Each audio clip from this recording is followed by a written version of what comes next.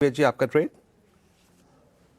तो वीरेन जी यहाँ पे पीजी इलेक्ट्रोप्लास्ट पे बाय करने की सलाह है। यहाँ पे अगर हम देखें तो एक फॉलिंग ट्रेंड लाइन का ब्रेकआउट डेली चार्ट पे आते हुए दिखा, और जिस तरीके से स्टॉक में लोअर साइड से एक अच्छी रिकवरी बनी और एक मल्टीपल सप्लाई जोन को अभी ये निगोशिएट करते हुए दिख रहा है, हमें लगता है 600 के ऊपर अभी स्टॉक सस्टेन होते हुए दिख रहा है। नेक्स्ट मूव इसका 635 की तरफ बढ़ते हुए दिख सकता है। तो पीजी इलेक्ट्रोप्लास्ट पीजीईएल को बाय करने की सलाह। On the down side stop loss होगा करीब 606 रुपए के आसपास। पीजी इलेक्ट्रोप्लास मीनवेल बीएससी ऑल टाइम हाई पर है, 5% ऊपर है। कल चैनल पर आई थिंक सचिन ने पिक किया था इसे, वो टारगेट पे हिट हुए हैं, तो अच्छे मूव्स यहाँ पर आते हुए। अब राजेश सातपुते जी, आपका क्विक सिंगल क्या रहेगा?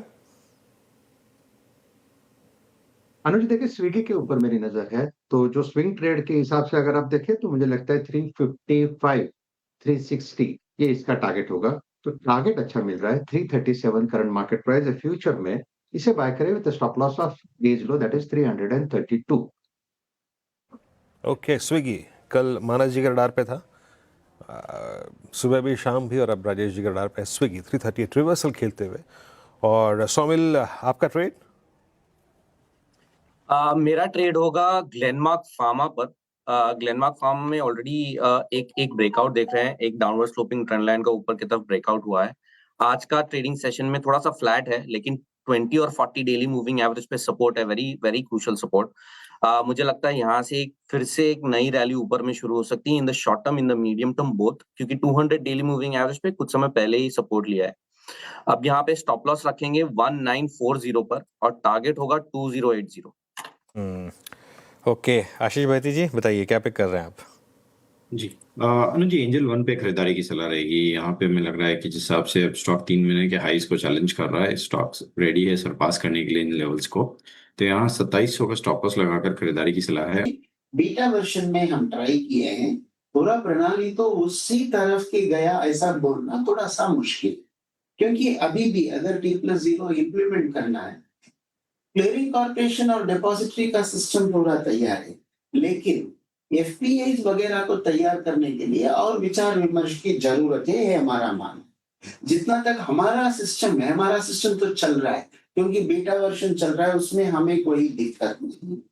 लेकिन अभी मेरे ख्याल से पूरा विश्व में T+1 की सोच है। हम तो T+1 हासिल किया है, T+0 का काबिलियत है।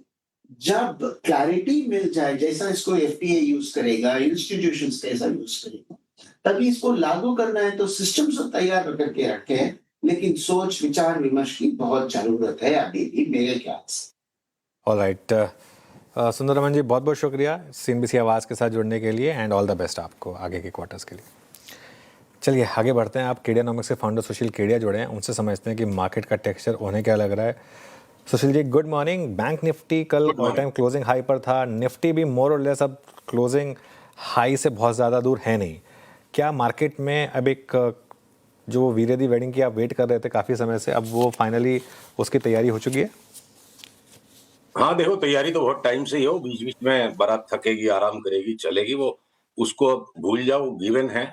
सारे वर्ल्ड में जिस तरह से तेजी का उन्माद बन चुका है, चाहे वो इजराइल की तेल अवीव इंडेक्स हो या कॉस्पी हो, तो जब भी वहां के सट्टे फूटेंगे तो मेरे को लगता है कि India will be the best